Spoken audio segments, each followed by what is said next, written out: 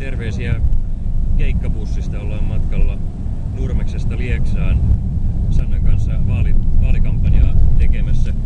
Olen tosi iloinen siitä, että Sanna lähti kokoomuksen eduskuntavaaliehdokkaaksi, koska me tarvitaan nimenomaan nuoren sukupolven tulevaisuusorientoituneita ihmisiä.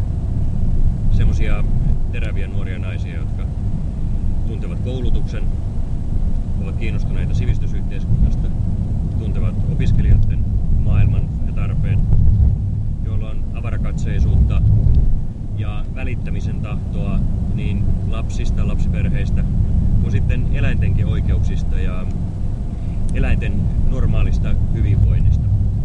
Tämä vaalityö on aina talkootyötä ja ryhmätyötä, niinpä kannustankin sinua tulemaan mukaan Sannan vaalitalkoisiin. Kannattaa tehdä hyvää vaalityötä, koska sen hedelmiä on kiva syödä.